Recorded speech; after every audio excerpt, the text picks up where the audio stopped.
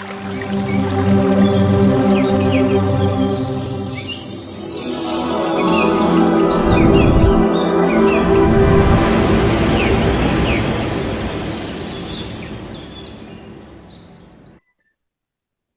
మనందరినీ ఈ వేదికపైకి చేర్చినటువంటి మన ప్రియతమ గురు బ్రహ్మర్షి పితామహ పత్రిజీ స్వర్ణమాలమ్మ పాదాలకి ప్రణామాలు చేస్తూ, ధ్యాన మిత్రులందరికీ కూడా ఆత్మ ప్రణామాలు.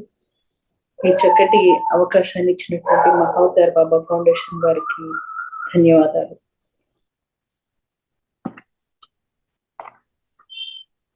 మన గురువు గారైనటువంటి వారి గురువు గారి అయిన శ్రీ సదానంద మహాయోగి వారి జీవిత చరిత్ర చదవటం నిజంగా నా భాగ్యంగా నేను తలుస్తున్నాను.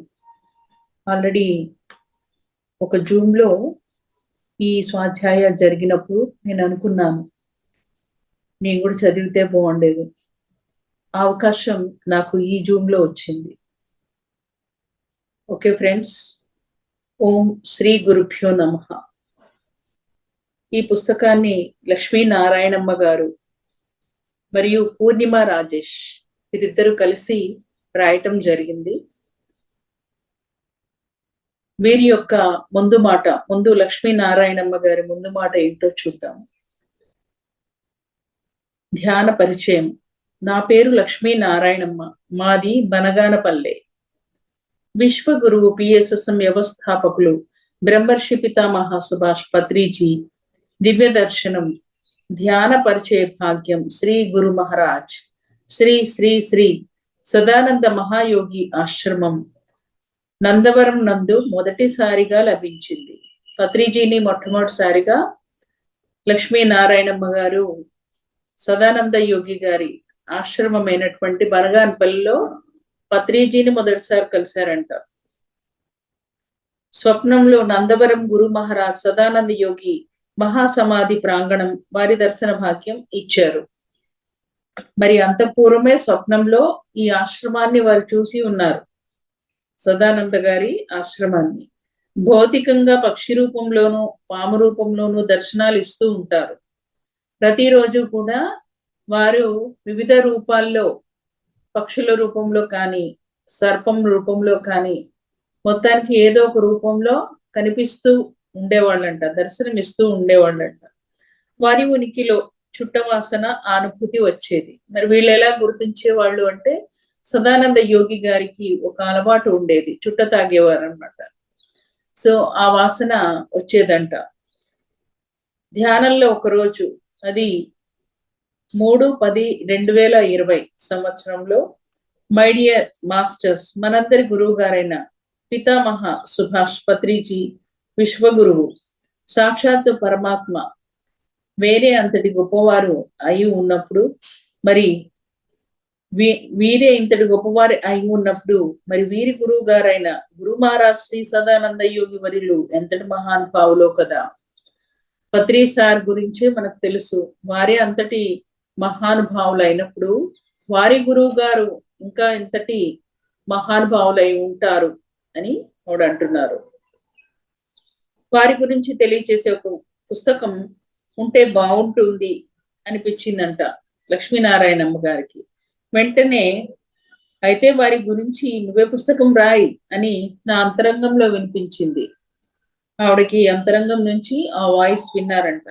వెంటనే, అమ్మో, నేను ఎలా రాయగలను అనుకున్నాను.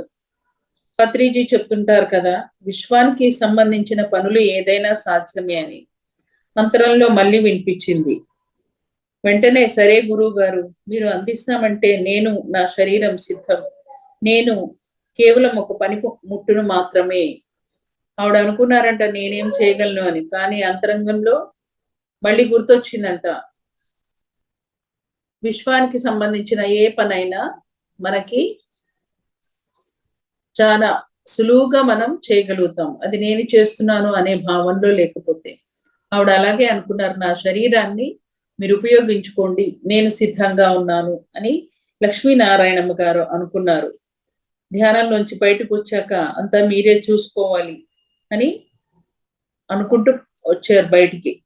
ధ్యానంలో గురు మహారాజ్ శ్రీ శ్రీ శ్రీ సదానంద యోగి చెప్పారు, నీవు రోజుకు 5 గంటలు ధ్యానం చెయ్యి, రోజుకు 1 పేజీ చరిత్ర ఇస్తాను అని. మరి 5 రోజులు ధ్యానం 5 రోజులు రోజు 5 గంటలు ధ్యానం చేయమన్నారంట. చేసినప్పుడు వారికి రోజు కొంత ఇన్ఫర్మేషన్ ఇస్తాను, 1 పేజీ అంత ఇన్ఫర్మేషన్ నేను ఇస్తాను మీకు అని సందేశం ఇచ్చారంట. పితామహ పత్రిజీ శ్రీ సదానంద యోగి ఆశ్రమం నందవరంకు 11/10/2020 వచ్చినప్పుడు గురువు గారు, నేను ఒక సంకల్పం చేసుకున్నాను, మీకు తెలుసు, మీ ద్వారా వచ్చినదే, ఆశీర్వదించండి, అనుమతించండి అని అడిగాను. ఆయన మెల్లగా నవ్వి ఓకే అన్నారు. సర్వజ్ఞులు, ఆయనకు అన్నీ తెలుసు, చెప్పక్కర్లేదు. మరి వారి నుండి వచ్చిన సందేశమే కాబట్టి ఆవిడ లక్ష్మీనారాయణమ్మ గారు పత్రి సార్ నందవరం వచ్చినప్పుడు, అది 2020 10వ నెల 11వ తారీఖున వచ్చినప్పుడు లక్ష్మీనారాయణమ్మ గారు సార్తో చెప్పారంట. ఏమని అంటే, నేను ఒక సంకల్పం చేసుకున్నాను, మరి అది మీరిచ్చిందే, మొదలు పెట్టమంటారా అని అంటే తప్పకుండా ఓకే అని ఆశీర్వదించారంట. మహిళా ధ్యాన మహాచక్రం 2020 కడతాల్లో పితామహ పత్రిజీ ఆదేశానుసారం మరి వారి ఆశీర్వాదంతో రోజు 5 గంటలు ధ్యానం చేయడం మొదలు పెట్టారంట. తద్వారా ఈ గొప్ప పుస్తకాన్ని మీ ముందుకు నేను తీసుకురాగలిగాను అని చెప్తున్నారు. ఇక మరొక పిరమిడ్ మాస్టర్ పేరు పూర్ణిమ రాజేష్, వారి యొక్క మాటల్లో, ఇద్దరు కలిసి రాశారు కదా. డాక్టర్ బ్రహ్మర్షి పితామహ పత్రిజీ దివ్య దర్శనం నాకు ధ్యాన పరిచయం అయిన 41వ రోజు విజయవాడ దగ్గరలోని నిడమనూరు గ్రామంలో శ్రీనివాస పిరమిడ్ ప్రారంభోత్సవానికి వచ్చినప్పుడు దర్శన భాగ్యం కలిగింది. మొదటిసారిగా పత్రి సార్ని 2020 3వ నెల 21వ తేదీన శ్రీనివాస పిరమిడ్ ప్రారంభోత్సవానికి వచ్చారంట. నిడమానూరు అనే గ్రామం విజయవాడకి దగ్గరలో ఉంటుంది. అక్కడ మొదటిసారిగా పత్రి సార్ని కలిశారంట పూర్ణిమ గారు. ఈ 40 రోజుల ధ్యానంలో ప్రతిరోజు గురువు గారు దర్శనం ఇచ్చారు. 40 days అక్కడ, 41 days అక్కడ ఆ పిరమిడ్ లో జరిగినప్పుడు ఈవిడ కూడా ఆ 41 days చేశారంట. ఆ ధ్యానంలోనే ప్రతిరోజు గురువు గారు కనిపించేవారంట, మాట్లాడేవారంట. నాకు ధ్యాన పరిచయం చేసిన విజయవాడ పిరమిడ్ మాస్టర్ గాంధీ గారి దంపతులతో ధ్యాన అనుభవాలు చెప్పేదాన్ని. పత్రిజీని భౌతికంగా దర్శించిన తర్వాత చాలా సంతోషంగా అనిపించి ఇంకా ఎక్కువ ధ్యానం చేయటం మొదలు పెట్టాను. ప్రతిరోజు తన యొక్క అనుభవాలు పంచుకునేవారంట. పత్రిజీని భౌతిక కలిసిన తర్వాత ఇంకా చాలా ఆనందం అనిపించిందంట, ఉత్సాహంగా అనిపించిందంట. ఇంకా ఎక్కువగా ధ్యానం చేయటం మొదలు పెట్టారంట ఆవిడ. కొన్ని రోజులకు ధ్యానంలో శ్రీమతి స్వర్ణమాలమ్మ గురుమాత దర్శనం లభించింది. వీరు ధ్యానంలో ఎందుకు దర్శనాలు ఇస్తున్నారు అని సందేహం వచ్చిందంట ఆవిడకి. వారి గురువు గారు ఎవరు, వారినే అడిగి తెలుసుకుందామని అనుకున్నాను. మరుసటి రోజు ధ్యానంలో పత్రిజీ గురువు గారైన గురు మహారాజ్ శ్రీ సదానంద మహాయోగి దర్శనమిచ్చి నా దగ్గరకు రా అని సందేహం ఇచ్చారు. అయితే అనుకున్నారంట లోపల ఆ గురువు గారిని అడుగుదాము అని. ఈలోగా సదానంద యోగి గారు ధ్యానంలో కనిపించి నువ్వు నా దగ్గరికి రా అని అన్నారంట. అప్పటి వరకు నేను సదానంద మహాయోగి గారిని చూడలేదు. మొదటిసారి ధ్యానంలో చూసి గూగుల్లో పత్రిజీ గురువు అని ఎవరు అని వెతుక్కున్నాను. కనిపించిన వారు సదానంద మహాయోగి అని నిర్ణయించుకున్నాను. అయితే అంత పూర్వం ఎప్పుడు ఆవిడ దర్శించలేదు, చూడలేదు ఫోటో. మరి కనిపించింది సదానంద యోగి గారేనా అని కన్ఫర్మ్ చేసుకున్నారంట గూగుల్లో వెతికి. వెంటనే నందవరం చిరునామా కనుక్కొని వెళ్ళారు. గురువులు నడిపిస్తున్నారు. అక్కడ లక్ష్మీ ప్రభాకర్ రెడ్డి గారి దంపతులను ఒక పిరమిడ్ మాస్టర్ ద్వారా కలుసుకోవటం జరిగింది. పూర్ణిమ గారు అక్కడే లక్ష్మి మరియు ప్రభాకర్ రెడ్డి దంపతులు అక్కడ నందవరం సమాధి ప్రాంగణంలో ధ్యానంలో గురు మహారాజ్ సదానంద యోగి గారిని నాకు వారు ఎందుకు కనిపిస్తున్నారు, పత్రిజీ ఎవరు, స్వర్ణమాల పత్రిజీ ఎవరు అని అడిగాను. ఆవిడ నందవరం వెళ్ళిన తర్వాత సమాధి ప్రాంగణంలో కూర్చొని ఈ ప్రశ్నలు షూట్ చేశారనమాట. ఎందుకు కనిపిస్తున్నారు మీరు? సన్నమాల పత్రిజీ ఎవరు అని అడిగాను. అప్పుడు శ్రీ సదానంద మహాయోగి వారు రాముడు సీత లాంటి వారు, సాక్షాత్తు మానవ రూపంలో ఉన్న భగవత్ స్వరూపులు అని చెప్పడం జరిగిందంట. సాక్షాత్తు సీతారాములు వారు మరెవరో కాదు, మరి మానవ రూపంలో ఉన్న భగవత్ స్వరూపులు వాళ్ళు అని సందేశం ఇచ్చారంట సదానంద యోగి గారు. అప్పటి నుంచి వారిపై గట్టి నమ్మకం ఏర్పడింది. ఆ రోజు నుంచి మా కుటుంబానికి తల్లి, తండ్రి, గురువు, దైవం అన్నీ వారే. ఇక అప్పటి నుంచి ప్రతిరోజు మాట్లాడుతూ ఉండేవారు, మాకు తల్లి, తండ్రి, గురువు, దైవం అన్ని కూడా ఆ గురువు గారే అని చెప్తున్నారు.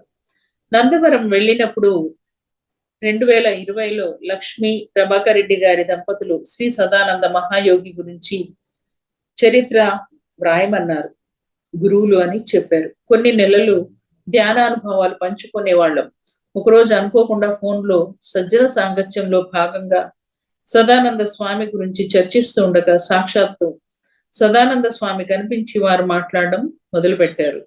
వీళ్ళిద్దరు కూడా వాళ్ళకు వస్తున్నటువంటి అనుభవాలను ఒకళ్ళొకళ్ళు పంచుకునేవారంట ఫోన్లో. ఆవిడ విజయవాడలో, వీరు నందవరంలో. అయితే ఒకరోజు సజ్జన సాంగత్యంలో భాగంగా సదానంద స్వామి గురించి మాట్లాడుకోవడం మొదలు పెట్టారంట. అప్పుడు సాక్షాత్ సదానంద స్వామి గారే వీళ్ళలో కల్పించుకొని ఆయన మాట్లాడారంట. దానికి లక్ష్మి మేడం, ప్రశ్నలు ఎలా అడగాలో చెప్తాను, నీ ద్వారా సమాధానాలు ఇస్తాను, ఇద్దరూ కలిసి జీవిత చరిత్ర పూర్తి చేయండి అని చెప్పారు. అయితే స్వామీజీ వాళ్ళకి కనిపించి, లక్ష్మి మేడంకి నేను నీకు ప్రశ్నలు వేస్తాను, సమాధానాలు పూర్ణిమ ద్వారా చెప్తాను అంటే రెండు ఆయనే, వీళ్ళిద్దరిది ఏమీ లేదు. మరుసటి రోజు మన గురుదంపతుల దగ్గర కూడా అనుమతి తీసుకుని ప్రశ్నలకి సమాధానాలు అందుకొని లక్ష్మి మేడంకి అందించాను. పూర్ణిమ గారు చెప్తున్నారు, ప్రశ్నలకు సమాధానాలు అందుకొని లక్ష్మి మేడంకి అందించారంట. ఈ పని వీరు స్టార్ట్ చేసే ముందు మరి గురుపత్ని యొక్క అనుమతి కూడా తీసుకున్నారు దంపతులు ఇద్దరు, పత్రి సార్ మరియు స్వర్ణమాల అమ్మ. సమాధానాలు ఇచ్చేటప్పుడు ప్రతిరోజు శ్రీ సదానంద స్వామి మహా సమాధి నందవరంలో గురు దంపతుల సమక్షంలో సదానంద స్వామి యాస్ట్రల్ గా అందించేవారు. అయితే ఈ ప్రశ్నలు, ఈ సమాధానాలు సంబంధించి వివరణ అంతా కూడా మరి పత్రి సార్ మరియు స్వర్ణమాల అమ్మ వారిద్దరి సమక్షంలోనూ జరిగేదంట. యాస్ట్రల్ గా, వాళ్ళు కూడా యాస్ట్రల్ గా వచ్చేవారంట. ఈ చరిత్ర పూర్తయిన తర్వాత పిఎస్ఎస్ఎం కు మదర్ పిరమిడ్ అయిన కర్నూలు బుద్ధ పిరమిడ్ ప్రాంగణంలో భౌతికంగా చరిత్ర రాసిన పుస్తకాన్ని అందచేయమని పితామహ పత్రిజీ యాస్ట్రల్ గా సందేశం ఇచ్చారు. సో బుక్ పూర్తయిన తర్వాత మన పిఎస్ఎస్ఎం లో మొట్టమొదటి పిరమిడ్ కర్నూలు బుద్ధ పిరమిడ్ కదా, అక్కడ హ్యాండ్ ఓవర్ చేయమన్నారంట పత్రి సార్. అలా సందేశం ఇచ్చారు. అరబిక్ సూక్తులు అందించేటప్పుడు అర్థం చేసుకోలేకపోతే సాక్షాత్తు ఆయనే కనిపించి వారి అరచేతి పైన చూపించారు. అయితే అరబిక్ లో మరి ఆయన అరేబియాలో జన్మించారు కదా, కొన్ని సూక్తులు చెప్పేటప్పుడు సాక్షాత్ తన అరచేతి మీద లెటర్స్ రాసి చూపించారంట. అవి నాకు మరవలేని సంఘటనలు.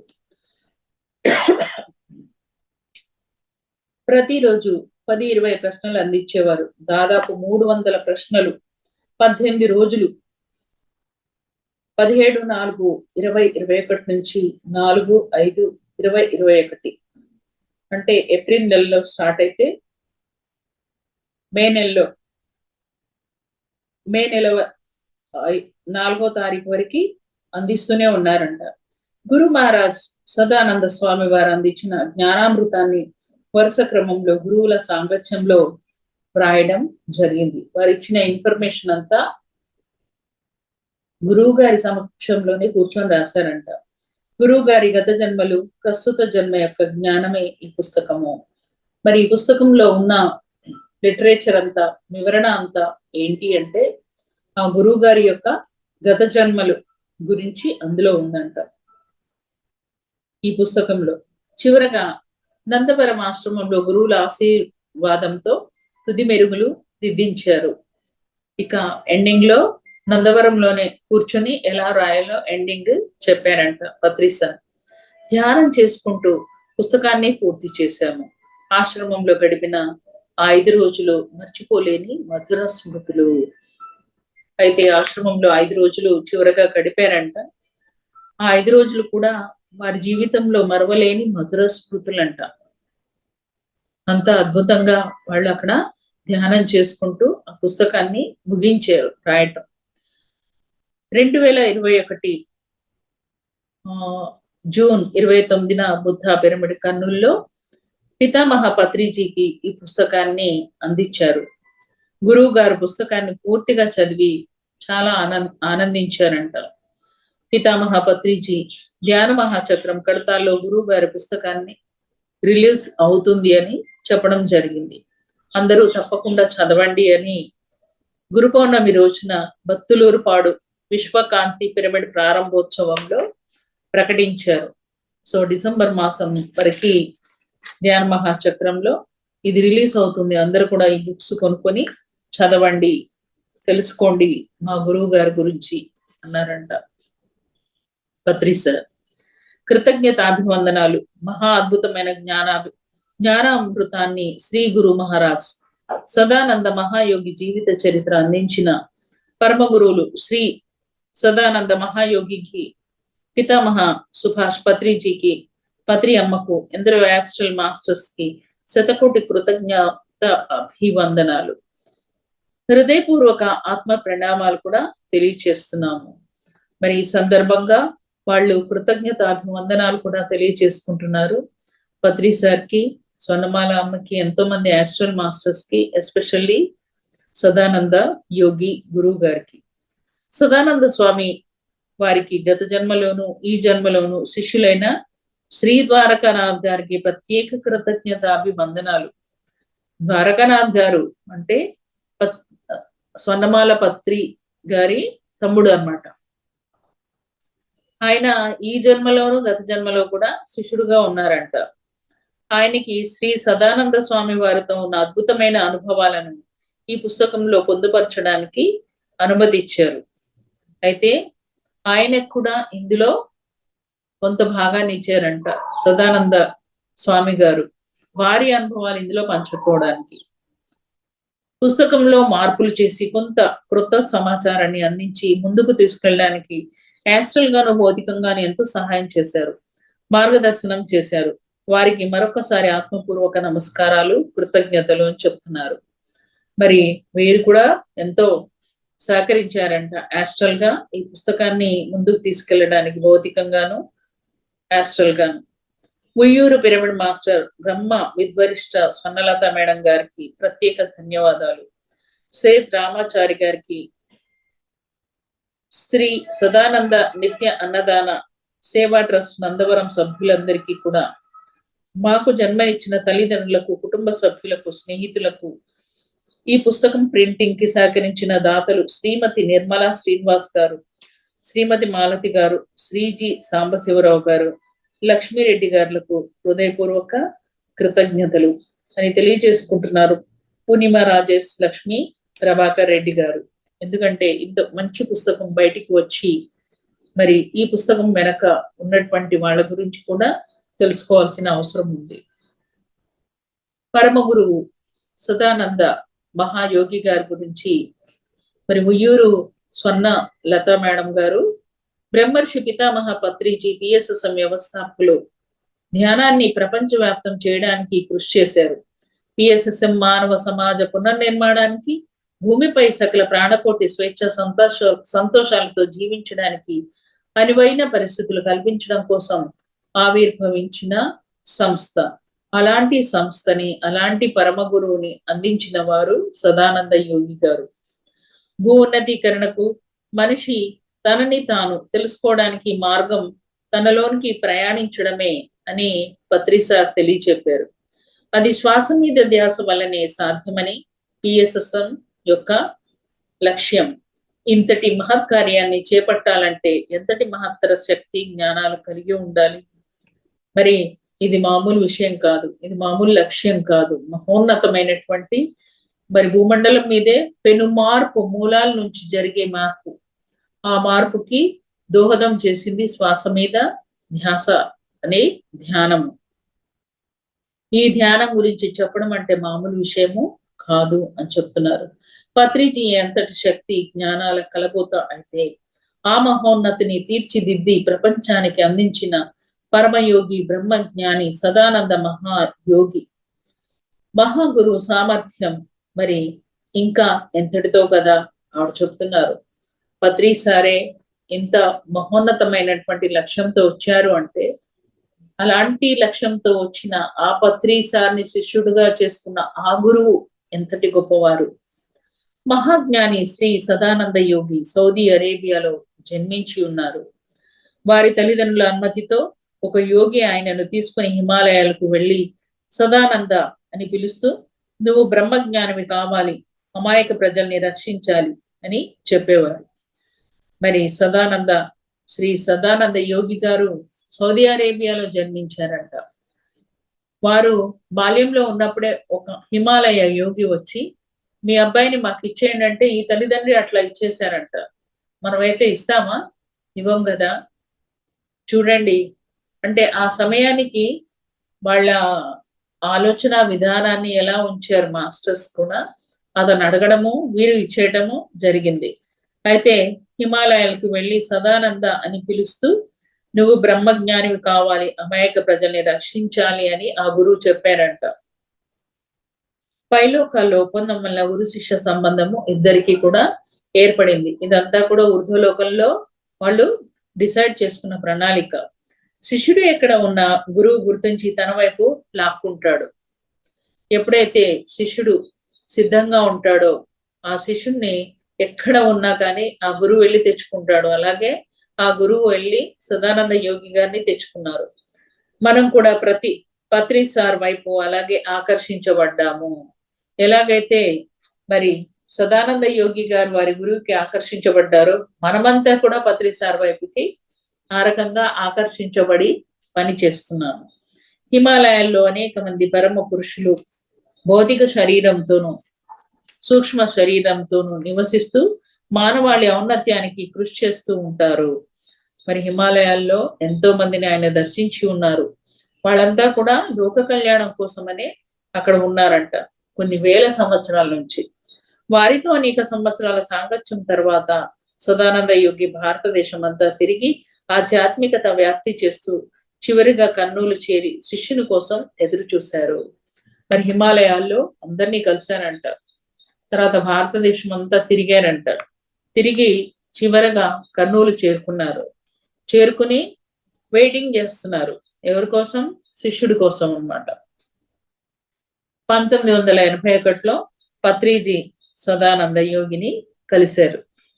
ఆయన 2 సంవత్సరాల పాటు పత్రిజీకి ఆధ్యాత్మిక శిక్షణ ఇచ్చి 1983లో శరీరాన్ని వదిలివేశారు. ఆయన 2 సంవత్సరాలు ఆధ్యాత్మిక శిక్షణని పత్రి గారికి ఒక్కడిగా అన్నమాట ఆయన తయారు చేసుకున్నారు. వజ్రం ఒకటి చాలు. చూడండి, 1983లో ఇక శరీరాన్ని ఆయన వదిలేశారంట. పిఎస్ఎస్ఎం మూవ్మెంట్ ని పత్రిజీ స్థాపించిన దాని పునాది వెన్నెముక శ్రీ సదానంద యోగియే. మరి పిరమిడ్ స్పిరిచువల్ సొసైటీస్ మూవ్మెంట్ అనే ఉద్యమము దివి నుండి భూమికి వచ్చింది. ఈ ఉద్యమానికి వెన్నెముక అంటే మూలము, ఆధారము, పునాది ఎవరు అంటే శ్రీ సదానంద యోగి గారే.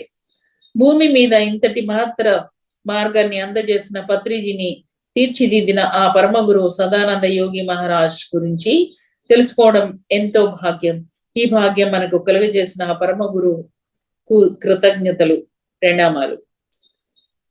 మరి భూమి మీద జరగబోయేటటువంటి ఈ పెనుమార్పుకి మూలమైనటువంటి పత్రిజీని తీర్చిదిద్దిన ఆ పరమ గురు సదానంద యోగి మహారాజు గురించి మరి తెలుసుకోవడం ఎంతో మన భాగ్యం. తెలుసుకునే భాగ్యాన్ని పరమ గురువులంతా మనకి ఇచ్చారు. వాళ్ళందరికీ కూడా కృతజ్ఞతలు అని చెప్తున్నారు స్వర్ణలత మేడం గారు. ఇక పుస్తకంలోకి వెళ్దాం. ఓం బ్రహ్మజ్ఞాని శ్రీ సదానంద సద్గురు మహారాజ్ కి జై. బ్రహ్మజ్ఞాని శ్రీ సదానంద యోగి వర్యులు అందించిన తెలుగు సూక్తులు. ఆయన కొన్ని తెలుగు సూక్తులు అందించారు. కత్తి మీద సాము లాంటిది ఈ ఆధ్యాత్మిక ప్రయాణం. తెలుసుకున్న వారికి తెలుసుకున్నంత, తెలియని వారికి ఏమీ తెలియదు. అయితే ఈ ఆధ్యాత్మిక ప్రయాణం అనేది కత్తి మీద సాము లాంటిది.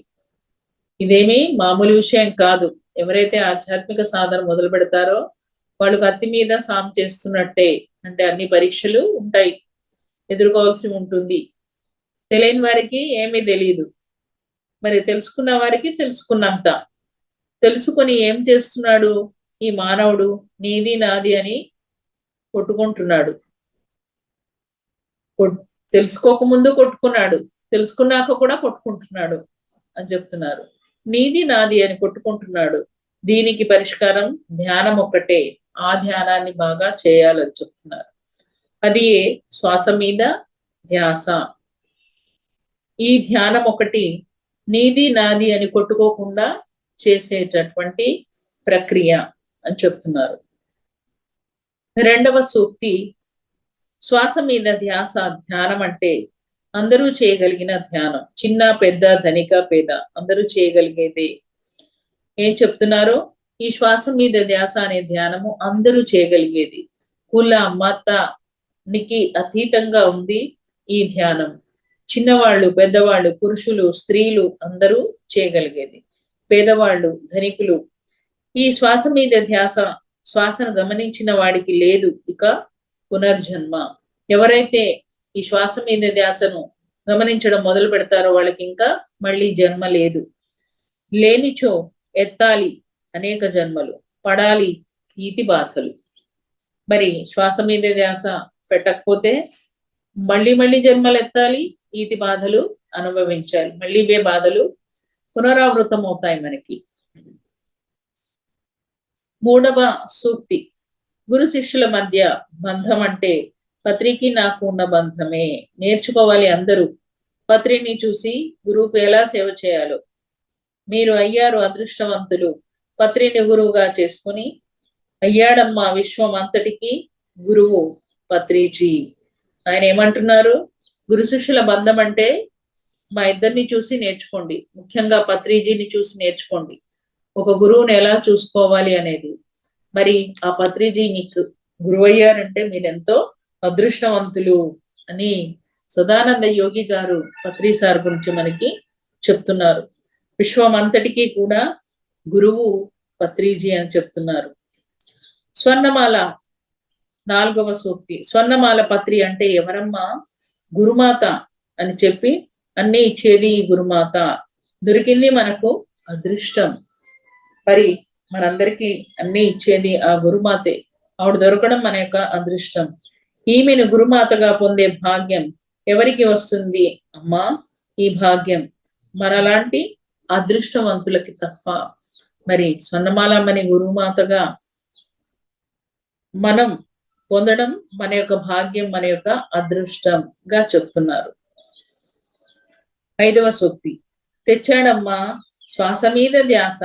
ధ్యానం మన బ్రహ్మజ్ఞాని సదానంద యోగి తెచ్చాడమ్మా శ్వాస మీద ధ్యాస. ధ్యానం మన బ్రహ్మజ్ఞాని సదానంద యోగి.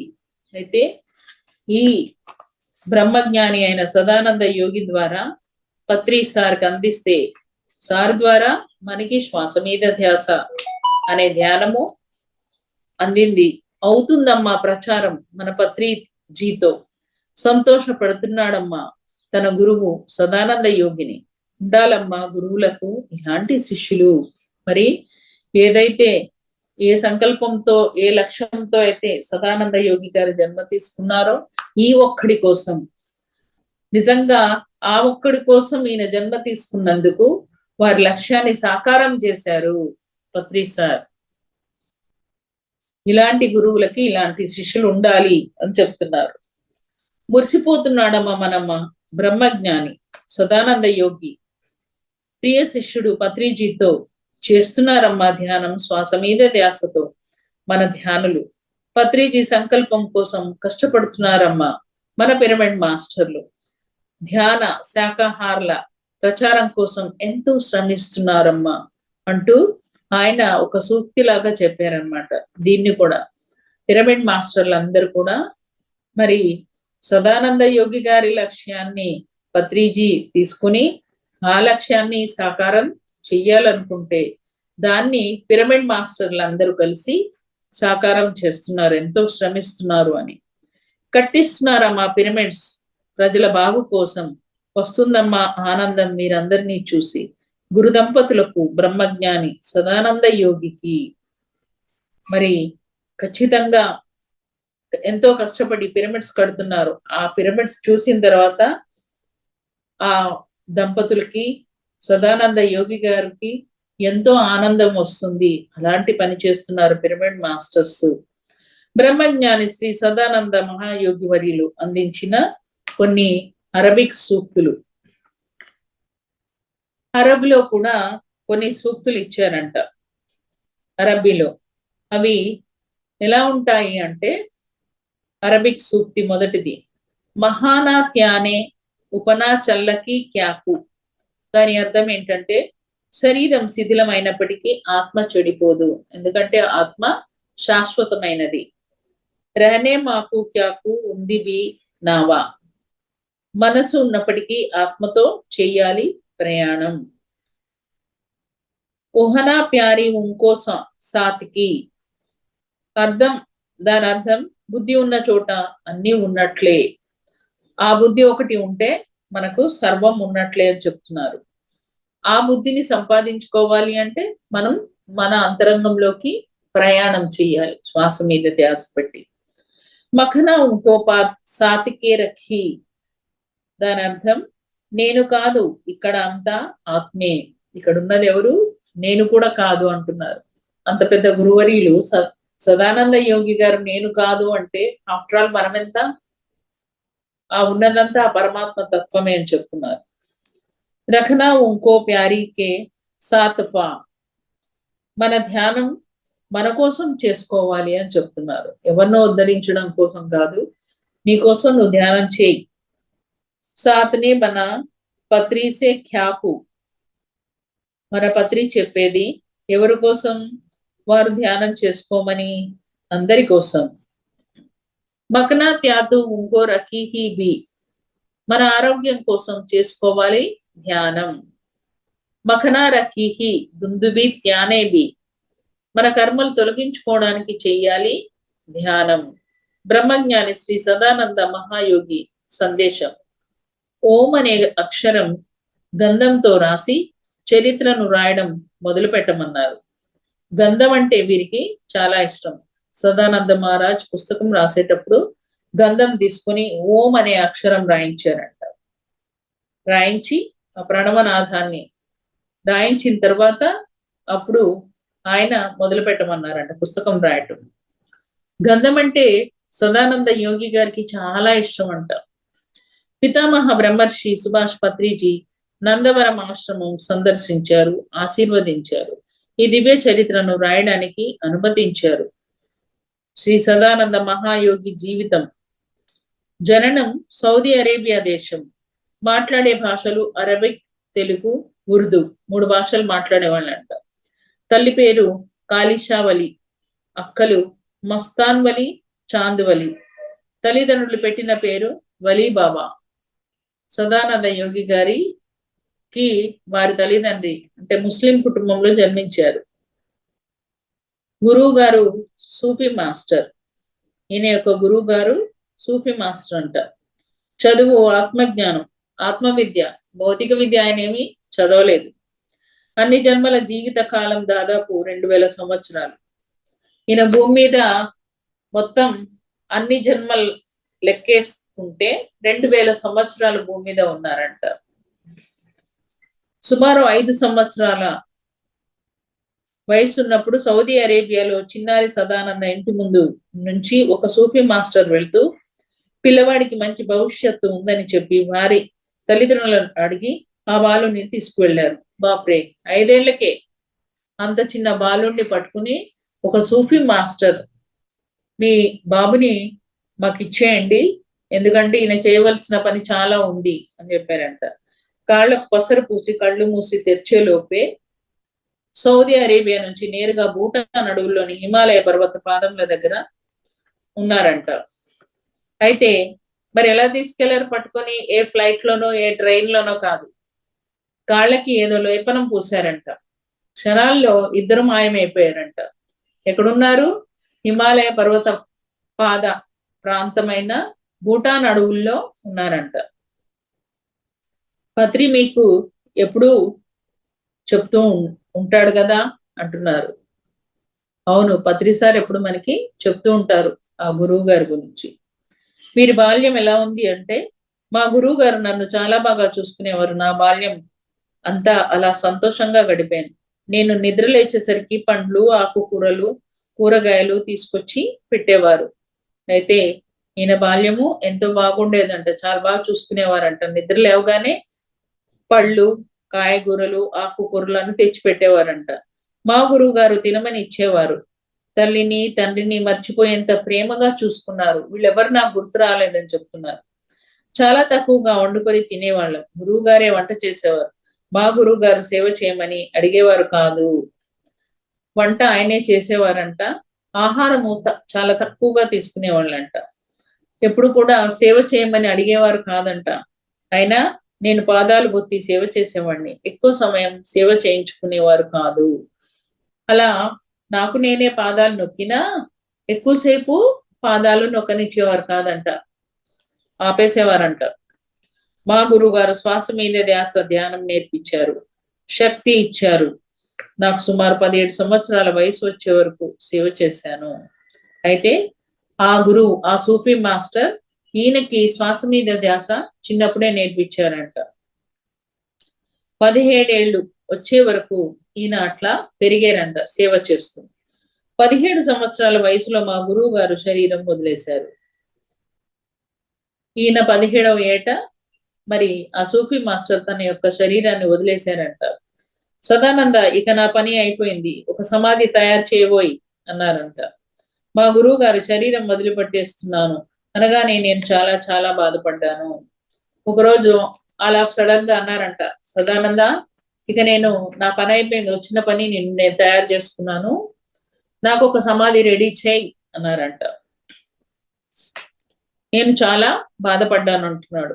ఈయనకి ఎవరూ తెలియదు, లోకంలో ఎవరు లేరు ఆయనకి. తల్లి తండ్రి అన్ని సర్వం ఆ గురువు గారే. మా గురువు గారి సందేశం, ఆయన ఏం సందేశం ఇచ్చారంటే, బ్రహ్మజ్ఞాని బాధపడకూడదు, ఏడవకూడదు. ఈయన ఒకటే ఏడుపు, నన్ను వదిలేసి వెళ్ళిపోతావా అని. మరి 5 ఏళ్ళప్పటి నుంచి ఆయనతోనే ఉన్నాడు కదా. ఏమంటున్నారు? నువ్వు ఇప్పుడు బ్రహ్మజ్ఞానివి, ఏడవకూడదు అని చెప్తున్నాడు, బాధపడకూడదు. 2వ పాయింట్, లక్షల మందికి దారి చూపే స్థితిలో ఉండాలి. మామూలు కాదు, లక్షల మంది, వందలు కాదు, వేలు కాదు. అంటే లక్షల మందికి నేను ధ్యానాన్ని అందించాలి అనే భావనలో ఉన్నప్పుడు ఆయన చైతన్యం ఎంత విస్తరిస్తుంది. వేల లక్షల మంది జీవితాల్ని బాగు చేయాలి. నువ్వు వేల మందిని, లక్షల మంది యొక్క జీవితాన్ని బాగు చేయడానికి వచ్చామని గుర్తు చేశారు. అబ్బాయి సదానంద, నీవు బ్రహ్మజ్ఞానివి కావాలి, నువ్వు బ్రహ్మజ్ఞానివి అవ్వాలి. అమాయక ప్రజల్ని అనేక మంది దొంగ గురువులు మోసం చేస్తున్నారు, నీ వెళ్ళి వారిని రక్షించాలి. చాలా మంది దొంగ గురువులు బయలుదేరినారు. వీళ్ళంతా ఎంతో మందిని, అమాయక ప్రజల్ని మోసం చేస్తున్నారు. వాళ్ళందరినీ కూడా నువ్వు కాపాడాలి, రక్షించాలి. దొంగ గురువుల బారి నుంచి వారిని బయటికి లాగి సత్యాన్ని తెలపాలి అని చెప్తున్నారు. ఇవి గురువు గారు మరి వారికి అందించిన సందేశాలు. మా గురువు గారిని గురువు గారు అని పిలిచేవాడిని. మరి ఈయన ఏమని పిలిచేవారు అంటే, గురువు గారు అని పిలిచేవారంట.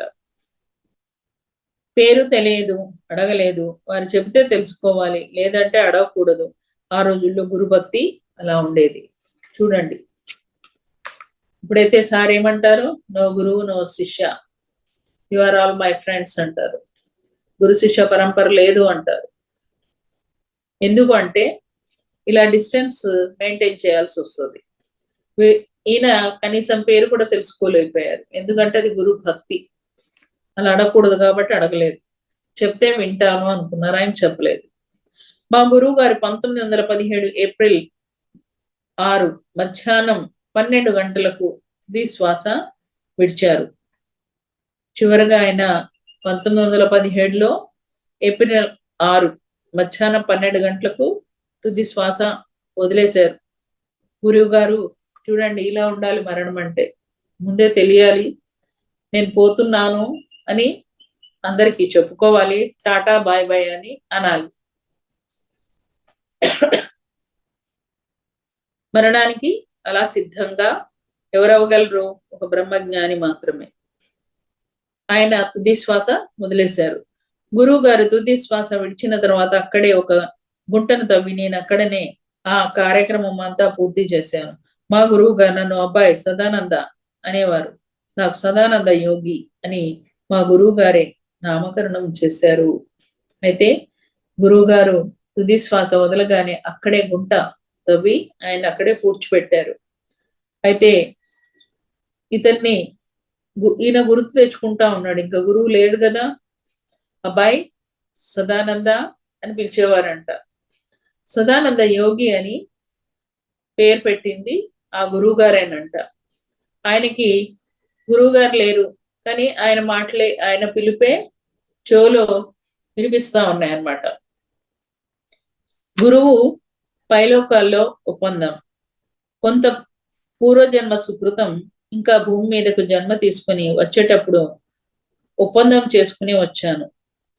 ఇదంతా కూడా పైలోకాల్లో ఒప్పందం చేసుకున్నదే, నా జీవితంలో జరుగుతున్న ప్రణాళిక అంతా కూడా అని చెప్తున్నాడు. అందుకే ఎక్కడో సౌదీ అరేబియాలో ఉన్న నన్ను 5 సంవత్సరాల వయసు పిల్లవానిగా తీసుకొచ్చారు. శిష్యుడు ఎక్కడ ఉన్నా గుర్తించి గురువులు లాక్కుంటారు.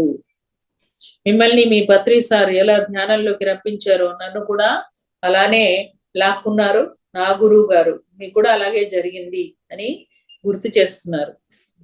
మా గురువు గారి దగ్గర నుంచి నేను నేర్చుకున్నవి. మరి ఏం నేర్చుకున్నారు ఈయన అంటే, ప్రతి క్షణం గురువుని చూసుకునేవాడిని, గురువు గారు చెప్పిందే వేదము. ప్రతి క్షణం కంటికి రెప్పల గురువుని చూసుకుని సేవ చేశారు. అలా చూసుకోవాలి గురువుని అని చెప్తున్నారు. అంతేకాదు ఆయన ఏం చెప్తారు వేదం, ఇంకొకటి లేదనమాట. ఈ పని చేయి అంటే చేయాల్సిందే. ఎలా మాట్లాడాలి, ఎంత మాట్లాడాలి, ఏమి మాట్లాడకూడదు, ఎలా ఉండాలి, ఎలా జీవించాలి మొదలైనవి చాలా నేర్చుకున్నాను. ఎలా మాట్లాడాలి, ఎంత మాట్లాడాలి, ఎప్పుడు మాట్లాడాలి మొదలైన విషయాలన్నీ తెలుసుకున్నాడంట. ఎలా జీవించాలి, ఎలా ఉండాలి, ఏమి మాట్లాడకూడదు. మా గురువు గారు ఎప్పుడు ఎటువంటి షరతులు పెట్టలేదు, కండిషన్స్ అనేవి లేవు, స్వేచ్ఛగా వదిలేశారంట. హిమాలయాలకు ప్రయాణం సాధన. హిమాలయాలకు ప్రయాణమే వెళ్ళారు సాధన చేయడానికి. గురువు గారి అంతిమ సంస్కారాల తర్వాత అక్కడే ఏడుస్తూ ఉంటే గురువు గారు సూక్ష్మ శరీరంతో నీవు హిమాలయాలకు వెళ్ళి సాధన చెయ్యి అని పలికారంట. ఆ సమాధి దగ్గర అట్లనే కూర్చొని ఎక్కడికి పోకుండా ఏడుస్తూ ఉన్నాడంట. ఎవరు? సదానంద యోగి గారు. అప్పుడు గురువు గారు సూక్ష్మ రూపంలో వచ్చారంట. వచ్చి నువ్వు ఇక్కడ ఉండకూడదు, హిమాలయాలకు వెళ్ళిపో అన్నారంట. హిమాలయాల్లో ఒక గుహ చేరుకొని నా వయస్సు సుమారు 80 సంవత్సరాలు వచ్చే వరకు కఠోర ధ్యాన సాధన చేశాను.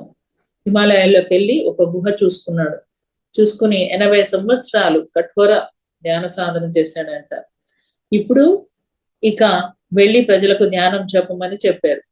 80 సంవత్సరాల తర్వాత మళ్ళీ గురువు గారు వచ్చి ఇక నువ్వు సమాజంలోకి వెళ్ళి అందరికి ధ్యానం నేర్పించన్నారంట. అక్కడి నుంచి లేచి అందరికి నమస్కారం చేసి బయలుదేరాను. అక్కడి నుంచి ఖాళీ నడకతో బీహార్, ఉత్తరప్రదేశ్, ఒరిస్సా నుంచి శ్రీకాకుళం వచ్చి ఒక దంపతులను కలిశాను. ఇక ఆయన హిమాలయాల నుంచి బయలుదేరి బీహార్, ఉత్తరప్రదేశ్, ఒరిస్సా ఇవన్నీ చూస్తూ ఆంధ్రాలోకి అడుగు పెట్టారు. శ్రీకాకుళం జిల్లాలో ఒక దంపతుల్ని కలిశారంట. ఎంతో కాలంగా పిల్లల కోసం ఎదురు చూస్తున్న వారికి పిల్లలు పుట్టడం జరిగింది. వారిని కలిసినప్పుడు వీరి భాగ్యాన మన పుణ్య పురుషులు కలిసినప్పుడు మనకు కావాల్సినవన్నీ అట్లా వచ్చేస్తాయి. వాళ్ళకి సంతానం అయిందంట. అక్కడ అందరూ సంతోషించారు. నడుచుకుంటూ కర్నూలు రాకముందు శ్రీశైలం వచ్చి కొన్ని సంవత్సరాలు ఉన్నాను. ఈయన పాదయాత్రనే చేసింది. ఆయన కర్నూలుకి రాకముందు కొన్నాళ్ళు శ్రీశైలంలో గడిపారంట, కొన్ని సంవత్సరాలు. అక్కడ యోగులు, అవధూతలు, ఋషులు, సాధులు, సత్పురుషులు కఠోర సాధన చేస్తూ ఉంటారు. మరి ఆయన ఎంతో మంది అవధూతల్ని, ఋషుల్ని, సాధుల్ని, సత్పురుషుల్ని ఆ శ్రీశైలంలో కలిశారంట. రమణ మహర్షి, పరమహంస యోగానంద, లారీ మహాశైలు, కాశిరెడ్డి నాయన, ఇంకెంతో మంది సత్పురుషులతో హిమాలయాలు ఉంటాయి అని చెప్తున్నారు. హిమాలయాల్లో వీళ్ళంతా కొలువై ఉన్నారు అని చెప్తున్నారు. రమణ మహర్షి, పరమహంస యోగానంద, లహరి మహాశయులు అందరూ కఠోర సాధన చేస్తూ ఉంటారు. మరి వాళ్ళు ఎలా ఉంటారు? కఠోరమైన సాధన. మరి వాళ్ళంతా ఉన్నారు కాబట్టి ఈ రోజు ఈ భూమి ఇంత గట్టిగా ఉంది. అధర్మంలో కూడా మామూలు మానవులకు వారి దర్శనం లభించదు. బ్రహ్మ జ్ఞానులకు మాత్రమే దర్శనం లభిస్తుంది. చూసారా? అర్హత అనేది అందరికీ ఉండదు. అలాంటి అవధూతల్ని కలవాలి అంటే మనకి అర్హత లేదు. బ్రహ్మ జ్ఞానం పొందిన వారు మాత్రమే వారిని కలవగలరంట, తెలుసుకోగలరు. ఇక హిమాలయాల్లో ఆహారం ఎలా ఉండేది చెప్తున్నారు. చాలా తక్కువ ఆహారం తీసుకునేవాళ్ళం. పండ్లు, పచ్చి కూరలు, కాయలు, గింజలు తినేవాళ్ళం. అప్పుడప్పుడు వంట కూడా చేసుకుని తినేవాళ్ళం. వంట అనేది అప్పుడప్పుడు అంట. మనమేమో అప్పుడప్పుడు పండ్లు తింటాము, వీళ్ళేమో అప్పుడప్పుడు వంట చేసుకునేవాళ్ళు అంటారు. అన్ని పచ్చివే తినేవాళ్ళంట, రా ఫుడ్. రకరకాల ఆహార పదార్థాలు వండుకొని తినేవాళ్ళు. యోగులం అందరం ఒకరికొకరం సహాయం చేసుకునేవాళ్ళం. సజ్జన సాంగత్యం చేసుకునేవాళ్ళం. హిమాలయాల్లో నీరు గడ్డగట్టే చలి ఉన్నప్పుడు వేడి పుట్టించుకునే వాళ్ళము. అబ్బో, అంత చలిలో వీళ్ళు ఉంటున్నారు. వీళ్ళు ఎలా ఉండగలుగుతున్నారు? మరి బట్టలు కూడా ఉండవు, ఆచ్ఛాదన పైన అంతా అట్లా వదిలేస్తారు. అంటే సూర్యనాడిని యాక్టివేట్ చేసుకుంటారు. హిమాలయాల్లో అణువణువు అద్భుతమైనదే. యాస్ట్రల్ గా అణువణువులోనూ ఎంతో మంది యోగులు ధ్యాన సాధన చేస్తూ ఉంటారు. హిమాలయాలు ఎంతో మహిమాన్వితమైనవి అని చెప్తున్నారు. అద్భుతాలుగా ఉంటాయి. సూక్ష్మంగా ఎంతో మంది యోగులు అక్కడ ధ్యాన సాధన చేస్తూ కనిపిస్తూ ఉంటారంట. ప్రకృతి ఎంతో అద్భుతంగా ఉంటుంది అక్కడ. పోను పోను భూమి మీద అధర్మం పెరిగి పెచ్చరిల్లిపోతుంది. భూమిని ఎలా కాపాడాలి, అధర్మాన్ని ఎలా తగ్గించాలి, ఇలాంటి సత్సంగాలు జరుగుతూ ఉండేవి నిత్యము. మరి భూమి మీద జరుగుతున్నటువంటి ఈ అధర్మం వల్ల ఎలా ఈ భూమిని కాపాడాలి అనే చర్చలు ఎక్కువగా జరిగేవంట. హిమాలయాల్లో కొంతమంది యోగులు వస్త్రాచ్ఛాదన లేకుండా ఉంటారు. వీరు 4 దిక్కుల్ని 4 ఆభరణాలు చేసుకుని ధ్యానం చేస్తూ ఉంటారు. మరికొందరు తక్కువ వస్త్రాధరణతో ఉంటారు. మరికొందరు గుండు గీయించుకొని కాషాయ వస్త్రాలు ధరిస్తారు. ఇలా రకరకాలుగా మరి ఆ యోగీశ్వరులు మనకి కనిపిస్తూ ఉంటారు. కొందరు వస్త్రాలు వేసుకుంటారు, కొంతమంది దిగంబరంగా ఉంటారు, కొంతమంది కాషాయ వస్త్రాలు వేసుకుంటారు. ఇలా రకరకాలుగా కనిపిస్తూ ఉంటారు. శ్రీ మహావతార్ బాబాజీ సందేశం ఈ సందర్భంగా భూమి మీద చాలా రకాల ధ్యానాలు ఉన్నాయి. అవన్నీ అమాయక ప్రజలు అర్థం చేసుకోలేకపోతున్నారు. మరి ఎన్నో రకాల ధ్యానాలు భూమి మీద ఉన్నాయి, కానీ అవన్నీ కూడా మానవులు అర్థం చేసుకోలేకపోతున్నారు. ఎందుకంటే అవి కఠినంగా ఉన్నాయి. నీవు వెళ్ళి కేవలం శ్వాసను గమనించము అని చెప్పారు. ఆయన ఏం చెప్పారు? నువ్వు వెళ్ళి శ్వాస మీద ధ్యాస పెట్టు అని, ఈ సింపుల్ మెథడ్ నేర్పించు అని చెప్పారట. ఇది చాలా సులభమైన పద్ధతి. మూగజీవాల్ని రక్షించు, భారతదేశం అంతా తిరిగి శ్వాస మీద ధ్యాన ప్రచారం చెయ్యి అని పంపారు. ఆయన మరి భూమండలం అంతా తిరగమన్నారు మహావతార్ బాబాజీ. తర్వాత ఆ శ్వాస మీద ధ్యాస అనే ధ్యానాన్ని అందరికీ కూడా తెలపమన్నారు. హిమాలయాల్లో కాషాయ వస్త్రాలు ధరించేవాడిని. భారతదేశం వచ్చాక సాధారణ మానవుడిగా తెలుపు రంగు వస్త్రాలు ధరించేవాడిని. సదానంద యోగి గారు మరి హిమాలయాల్లో ఉన్నప్పుడు కాషాయ వస్త్రాలు ధరించేవారంట. భారతదేశం వచ్చాక సాధారణ మానవుడిలాగా ఉండడం కోసమని తెలుపు రంగు వస్త్రాలు ధరించేవాడంట. తెలుగు రాష్ట్రాల్లో ఆ ఉత్తర ప్రాంతాల్లో అంటే హిమాలయాల్ని వీడి ఆయన సమాజంలోకి తిరిగేటప్పుడు తెలుపు వస్త్రాల్లో ఎక్కువగా కనిపించేవారంట. భారతదేశంలో ధ్యాన ప్రచారం ముమ్మరంగా చేశారు. శ్రీ సదానంద యోగిగా ధ్యానం చెప్దామని వెళ్తే ప్రజలు ధ్యానం పేరుతో స్వామీజీ వచ్చారని కొందరు ఇంటికి తీసుకువెళ్ళేవారు. ధ్యానం నేర్పిద్దామని వెళ్ళేసరికి చాలా మంది ఇళ్లలోకి ఆహ్వానించేవారంట. మా ఇంటికి రండి, మా ఇంటికి రండి అని. ధ్యానం వినకపోగా ప్రాపంచికమైన కోరికలు కోరేవారు. ఎందుకని రమ్మనేవారంటే ఆయన అడుగు పెడితే వాళ్ళ కోరికలు తీరుతాయని. అంతేకాదు వాళ్ళ కష్టాలు నష్టాలు అన్ని చెప్పుకొని రెమెడీ అడిగేవాళ్ళు. వరాలు పొందాలి అని ఈయన చెప్పిన ధ్యాన సాధన పట్టుకోవడం కాదు, వాళ్ళ వరాలు తీర్చుకోవడం కోసమని, కోరికలు తీర్చుకోవడం కోసమని రమ్మనేవారంట. నాకు కొడుకు సంతానంగా కావాలి, నా కూతురు పెళ్లి కావాలి, నా కొడుకు ఉద్యోగం కావాలి, డబ్బు సంపాదన, ఇలాంటివి. ఇలా ఉంటుందా ప్రపంచం అని ఆశ్చర్యం వేసింది ఆయనకి ప్రపంచమే తెలియదు, అసలు ఎవరు పరిచయం లేదు. అప్పుడు అనుకునేవాడంట, ఇట్లా ఉంటుందా ప్రపంచం, అందరూ కోరికలతోనే కనిపిస్తున్నారు ఆయనకి, కోరికలు లేకుండా ధ్యాన సాధన చేసేవాళ్ళు ఎవరు కనిపించట్లేదు. ఈ కోరికలన్నీ తీర్చి ఆయన అలసిపోయాడంట. ఎవరు? సదానంద యోగి గారు. ఇక పూజల్లోకి వెళ్తే ప్రాపంచిక కోరికలు తీర్చే దేవుడు అని 2 అగరవత్తులు వెలిగించి తిప్పేవారు. ఈయనకి పూజ చేసేవారంట. మా కోరికలన్నీ తీస్తున్నారు కదా అని 2 అగరవత్తులు వెలిగించి ఆయనకి చుట్టూ ఇట్లా తిప్పేవారంట. హారతులు ఇచ్చేవారంట. నన్ను ఒక బ్రహ్మజ్ఞానిగా ఎవరు గుర్తించలేదు, మరి కోరికలు తీర్చేవాడిగా మాత్రమే నన్ను చూస్తున్నారు కానీ బ్రహ్మజ్ఞానిగా ఎవరు నన్ను గుర్తించట్లేదు, నన్ను అడగట్లేదు. ప్రాపంచిక కోరికలు తీర్చినందుకు కానుకలు కూడా ఇచ్చేవారంట. ఈయన ఏం చేసుకుంటాడు? నేను తీసుకునేవాడిని కాదు, మరి మొహమాట పడితే అణ అలా అప్పుడప్పుడు తీసుకునేవాడిని, సగం అణ. వాటిని తెచ్చి అలా గదిలో వేసేవాడిని. అప్పుడప్పుడు చుట్టలు కొనేవాడిని. ఎప్పుడు డబ్బు ఆశపడలేదు.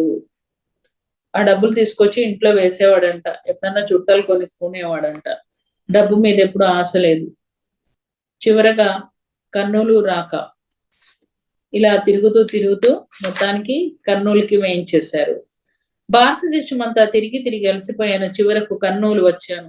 దేశంలో ఎక్కడ ప్రజల్లో ధ్యానం గురించి పరిజ్ఞానం ఏమీ లేదు. కర్నూలు జిల్లాలోని ప్రజల్లో ధ్యానం అంటే కాస్తో కూస్తో తెలిసిన వారు ఉన్నారు. దేశమంతా తిరిగి ఉన్నాడు కానీ ఎక్కడ ధ్యానం కనిపించలేదంట. కానీ కర్నూలు జిల్లాలో కొంతవరకు ప్రజలు ధ్యానం చేస్తూ కనిపించారంట.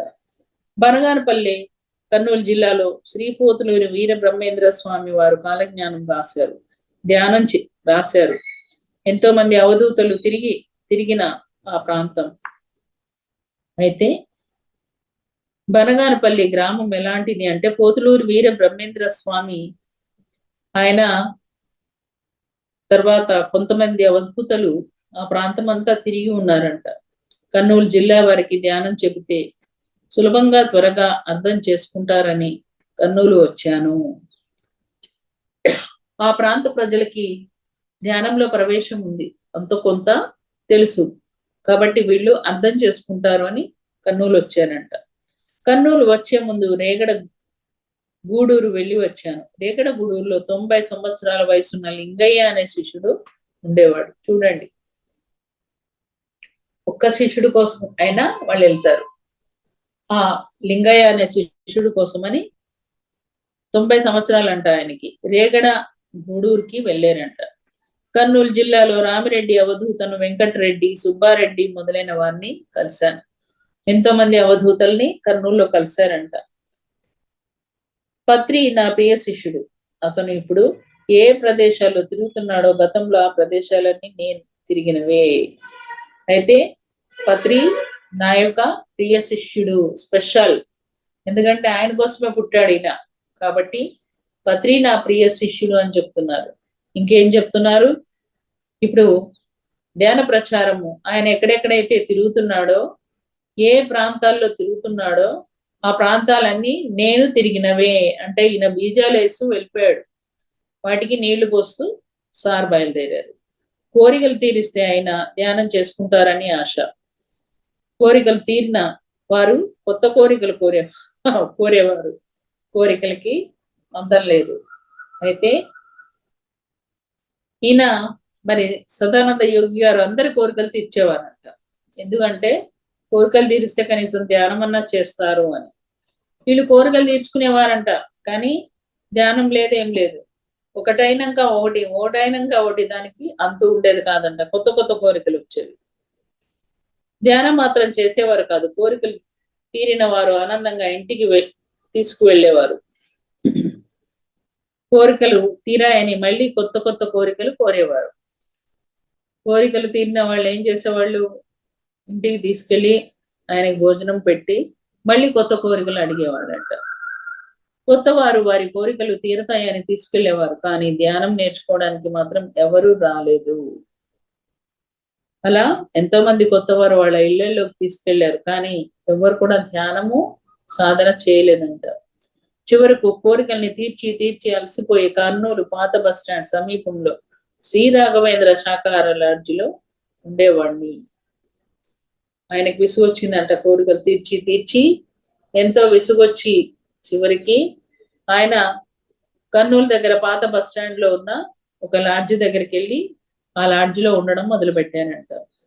1975 కన్నా 2-3 సంవత్సరాల ముందు నుంచే లాడ్జిలో ఉండేవాడిని. 75 కన్నా ముందు నుంచే ఆయన లాడ్జిలో ఉండడం మొదలు పెట్టారు. అంతకుముందు ఎప్పుడు స్థిరంగా ఒక చోట ఉండేవాడిని కాదు. చిన్న గది, చీకటిగా ఉండేది. నులక మంచం మీద ఎప్పుడు అక్కడే పడుకుని శిష్యుని కోసం ఎదురు చూస్తూ ఉండేవాడంట. ఈయన ఒక చిన్న గది, చీకటిగా ఉండేది. అక్కడ ఒక నులక మంచము, ఆ మంచంలో కూర్చొని శిష్యుడు ఎప్పుడు వస్తాడా అని ఎదురు చూస్తూ ఉండేవాడంట. శ్వాసాహారం తీసుకుంటూ అప్పుడప్పుడు చుట్ట కాల్చేవాడిని. శ్వాసనే ఆహారం, ఇంకా వేరే ఆహారం లేదు ఆయనకి. అప్పుడప్పుడు చుట్ట కాలుస్తూ ఉండేవాడంట. చాయ్ తాగేవాడిని. అక్కడ ఎవరు పట్టించుకోలేదు, గుర్తించలేదు. చాయ్ కూడా తాగేవాడంట అప్పుడప్పుడు. ఆయన్ని ఎవరు పట్టించుకోలేదంట, అక్కడ గుర్తించలేదంట. ముసలివాడు ఎవరో పుచ్చోడు అని అందరూ అనుకునేవారు. అప్పటికే 80 క్రాస్ అయింది ఆయనకి. నాకు ఆత్మజ్ఞానం బ్రహ్మజ్ఞానం కావాలి అని ఒక పత్రి తప్ప ఎవ్వరూ అడగలేదు. కేవలం పత్రిజీ మాత్రమే అడిగారంట, నాకు ఆత్మజ్ఞానం కావాలి, నాకు బ్రహ్మజ్ఞానం కావాలి అని. లాడ్జిలో ఉండగా ఒకరోజు 1981 జనవరి 1న 3 మిత్రులు కలిసి నా దగ్గరికి వచ్చారు. చీకటి గదిలో నులక మంచం మీద పడుకొని ఉండగా వచ్చారు. ఏమి కావాలి? ఇక్కడ ఆత్మజ్ఞానం తప్ప మరేమీ దొరకదు, వెళ్ళండి అన్నాను చాలా గంభీరంగా. 3 వచ్చారంట, పత్రిసారి ఇంకో 2. అయితే సదానంద యోగి గారు కటువుగా చెప్పారంట, నా దగ్గర ఆత్మజ్ఞానం తప్పిస్తే ఇక్కడ మీకేమీ దొరకదు. ఆత్మజ్ఞానం బ్రహ్మజ్ఞానం మాత్రమే దొరుకుతాయి, అవి తప్పిస్తే నా దగ్గర ఏమి దొరకవు, వెళ్ళండి అన్నారంట గంభీరంగా. సుభాష్ పత్రిజీ, రామచన్నారెడ్డి, వెంకటరత్నం 3 స్నేహితులు. వారు ఒక మంచి కార్యం కోసం స్నేహితులుగా జన్మ తీసుకున్నారు. వీళ్ళు 3 గొప్ప స్నేహితులు. మరి ఒక లక్ష్యం కారంగా ఈ 3 స్నేహితులుగా జన్మ తీసుకున్నారు. రేగడ గూడూరులో 90 సంవత్సరాల వయసున్న లింగయ్య అనే భక్తుడి ద్వారా 3 స్నేహితులు కలిసి వచ్చారు. ఇందా మనం చదువుకున్నాం కదా, రేగడలో లింగయ్య అనే భక్తుడు 90 ఏళ్ళ అతను ఉన్నాడని. సో ఆయన ద్వారా ఈ 3 కలిసి సదానంద యోగి గారి దగ్గరికి వచ్చారు. రోజు చాయ్ సిగరెట్లు తెచ్చేవారు. వస్తూ వస్తూ ఆయనకు కావలసిన సిగరెట్లు చాయ్ ఈ రెండు తెచ్చేవాళ్ళంట. చాయ్ తాగుతూ సిగరెట్లు కాలుస్తూ తెలుగు అరబిక్ సూక్తులు ఎన్నో చెప్పేవాడిని. ఆ చాయ్ తాగుతూ ఆ సిగరెట్ పీలుస్తూ. ఎందుకు వీళ్ళు ఛాయలు సిగరెట్లు తాగుతారంటే వీళ్ళకి ఎలాంటి కర్మలు ఉండవు. భూమి మీదకి రావాలి అంటే ఏదన్నా ఒక కర్మ పెట్టుకొని రావాలి. కాబట్టి వీళ్ళు ఇలాంటి కర్మలు చేస్తారనమాట. ఏదో చుట్ట తాగడం అనే ఒక కర్మ, ఆ కర్మ తగిలించుకొని వస్తారు. ఎప్పుడైతే దాన్ని కూడా వదిలేస్తారో ఇంకా భూమి మీద వాళ్ళకి పని ఉండదు, వెళ్ళిపోతారు. రోజు సిగరెట్లు చాయ్ తెచ్చేవారు. చాయ్ తాగుతూ సిగరెట్లు కాలుస్తూ తెలుగు అరబిక్ సూక్తులు ఎన్నో చెప్పేవాడిని. అవి నయాగర జలపాతంలా వచ్చేవి. ఆయనకి లోపల నుంచి తన్నుకుంటూ వచ్చేవంట.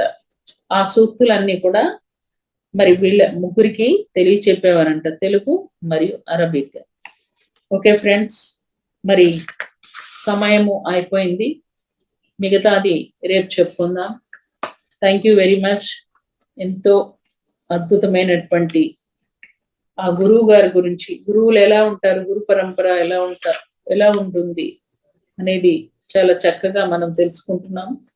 హిమాలయాల్లో కూడా గురువుల పరంపర ఎలా ఉంటారు, వారు ఫిజికల్ గానే కాదు సూక్ష్మ రూపంలో కూడా తపస్సు చేస్తున్నారు.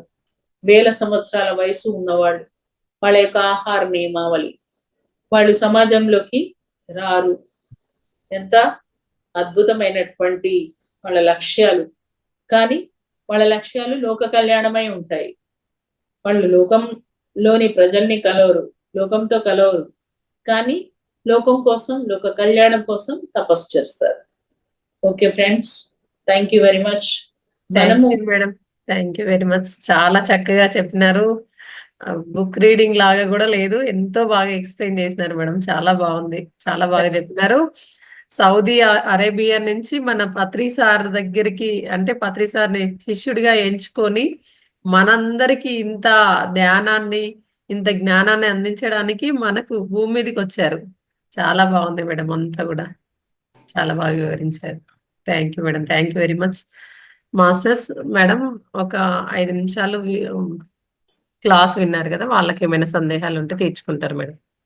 క్వశ్చన్స్ మాస్టర్స్ ఎవరికైనా మేడం చెప్పిన క్లాస్ పైన ఎలా ఉంది ఏంటి అనేది ఒకసారి అందరు అన్మ్యూట్ చేసుకొని మాట్లాడచ్చు 1 by 1.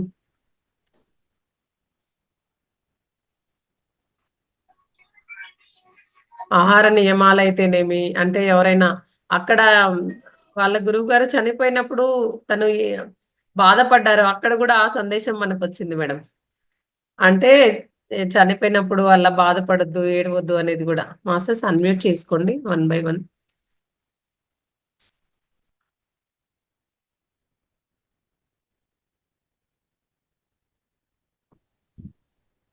నమస్తే మేడం. నమస్తే మేడం. మేడం చాలా అద్భుతంగా చెప్పారు సదానంద యోగి గురించి. మనం అప్పుడప్పుడు మీటింగ్స్ లో అట్లా వినటం తప్ప, ఈరోజు ఇంకా స్టార్టింగ్ నుంచి అప్పుడప్పుడు కొంచెం ఇట్లా పత్రిజీ గారు అక్కడ కలిశారు, హోటల్లో కలిశారు, అంతవరకు అక్కడి నుంచే తెలుసు మాకు. అవును మేడం. ఈరోజు ఏంటంటే అసలు ఆయన స్టార్టింగ్ నుంచి ఎలా ఆయన ప్రపంచంలోకి అసలు బుక్ రీడింగ్ కూడా, అంటే బుక్ ఎలా మనకు రాయించడం కూడా ధ్యానంలోకి, అంటే చాలా ఛానల్ విషయాలు లాగా, ఎక్కడ బోరింగ్ ఛానల్ లాగా ఇద్దరు మాస్టర్స్ తో చాలా, అంటే ఎంత బాగా రాసినారు. ఒకరికి క్వశ్చన్స్, ఒకరి ఆన్సర్స్ కూడా. రెండు కూడా సదానంద యోగి గారే ఇవ్వటం జరిగింది. అవును మేడం.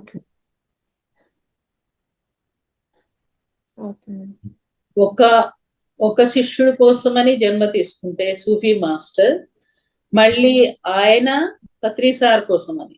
చూడండి, ఒక్కడి చాడు వజ్రాన్ని తయారు చేసుకోవడానికి ఆ బ్రహ్మజ్ఞాని ఇప్పుడు లోకమంతా కూడా ధ్యానాన్ని నింపేశారు. పత్రి సార్ ఎంతమంది పిరమిడ్ మాస్టర్స్ అయినారు చూడండి.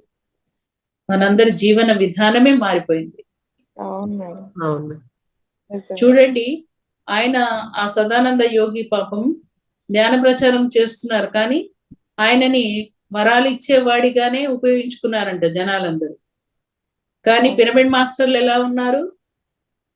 కోరికలన్నీ పోయినాయి, వాటి మీద దృష్టి లేదు ఇప్పుడు. ఇదివరకు నగలు, పట్టు చీరలు, ఆడవాళ్ళు, బ్యూటీ పార్లర్లు, ఇవన్నీ లేవు ఇప్పుడు.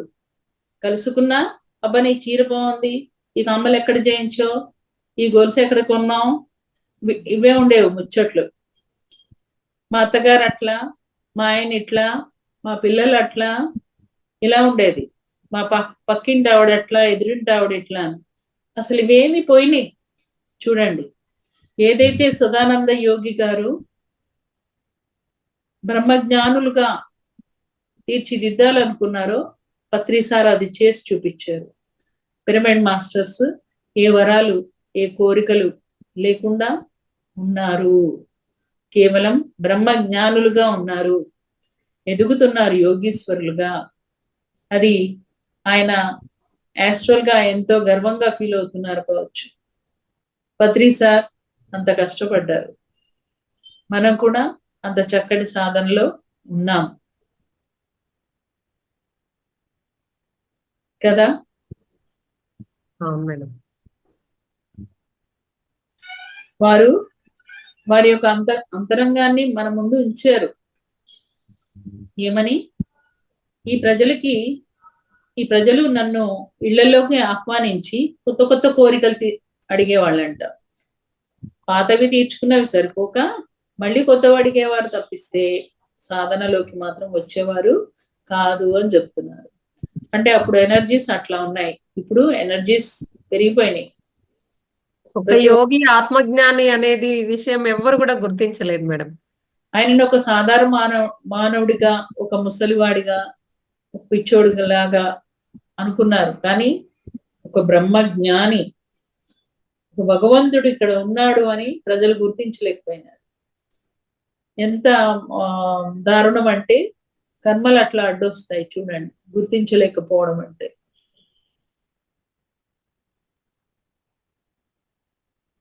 వాళ్ళు కూడా అలా నిరాడంబరంగా జీవిస్తారు, వాళ్ళకి ఏ కోరికలు ఉండవు, ప్రకృతి సహజంగా జీవిస్తారు. అవును, కర్మలు తీరకపోతే ధ్యానంలోకి కూడా రారంటారుగా మేడం. అలాగే వాళ్ళ కర్మలు తీరలేవు కాబట్టి, అవి అడ్డుపడ్డాయి కాబట్టి వాళ్ళు కూడా తెలుసుకోలేకపోయారు బ్రహ్మజ్ఞాని అని. అంటే మనకి అది కూడా తెలియాలి కదా. మరి పత్రిసార్ ఇంతమందిని ధ్యానం చేశారు కదా, సదానంద యోగి గారు ధ్యాన ప్రచారం చేసినప్పుడు స్పందన ఎలా ఉంది అనేది తెలియాలి కదా.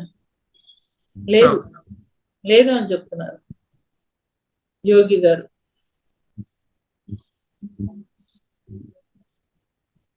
ఇప్పుడు ఫ్రీక్వెన్సీ చేంజ్ అయ్యింది అంటే పత్రిసార్ వచ్చేటప్పటికి, అప్పుడు ఫ్రీక్వెన్సీ అలాగే ఉండడం వల్ల ఇంకా ఎవరు ధ్యానంలోకి రాలేరు. ధ్యాన ప్రచారం జరిగినప్పుడు తెలుసుకోలేకపోయారు. ఎనర్జీస్ కూడా మారిపోయినాయి ఇప్పుడు. ప్రకృతి కూడా సహకరిస్తూ ఉంది. ఎంతో మంది యాస్ట్రల్ మాస్టర్స్ కూడా సహకరిస్తున్నారు పిఎస్ఎస్ఎన్ కి. ముఖ్యంగా ఇప్పుడైతే పిరమిడ్ మాస్టర్స్ అందరూ కూడా వాళ్ళ వాళ్ళ శరీరాన్ని ఇచ్చేసి కూర్చున్నారు, వాళ్ళ ద్వారా పనులు చేస్తున్నారు యాస్ట్రల్ మాస్టర్స్. ఆ రకంగా పత్రిసార్ పిఎస్ఎస్ఎన్ ని వారు ఫిజికల్ గా లేకపోయినా వారు వారి చైతన్యంతో నడిపిస్తున్నారు పిఎస్ఎస్ఎన్ ఇంకా అద్భుతంగా. ఇప్పటికీ డైలీ వీళ్ళు చెప్తారనమాట. ఈ బుక్ రాసిన వాళ్ళని నేను కలిశాను. నేను నందవరంలో క్లాసెస్ చెప్పినప్పుడు అక్కడ వారం రోజులు ఉన్నాను. ఎంత చక్కటి వైబ్రేషన్ అంటే అసలు ఎంతో బాగుండేది. వాళ్ళు చెప్పేవాళ్ళు అనమాట, పత్రిసార్, సదానంద యోగి గారు ఇద్దరు సూక్ష్మ రూపంలో బయటకు వచ్చి అక్కడ కూర్చొని ముచ్చట్లు చెప్పుకుంటూ ఉండేవాళ్ళంట. ప్రతిరోజు ఇద్దరు కలిసి మాట్లాడుకుంటారంట. ఆ సూక్ష్మ రూపంలో వాళ్ళు అలా కలిసి మాట్లాడడం మేము చాలా సార్లు చూసామని. వీళ్ళిద్దరు మంచి థర్డ్ ఏ మాస్టర్స్, ఈ బుక్ రాసిన వాళ్ళు. సో వాళ్ళని నేను అక్కడ కలిశాను, నా భాగ్యం అది. అక్కడికి రప్పించుకోవడం కూడా వారి భాగ్యమే. వారి అనుమతి లేనిది మనం అక్కడ అడుగు పెట్టలేము. అలా నాకు ఒక 1 వీక్ అవకాశాన్ని ఇచ్చారు సదానంద మహారాజ్ గారికి అనంత కోటి ప్రణామాలు, ధన్యవాదాలు. జానకి మేడం మాట్లాడతారా? మీరు హ్యాండ్ రైజ్ చేసినారు. Janaki madam, Janaki madam hand raise చేసినారు, మాట్లాడతారా?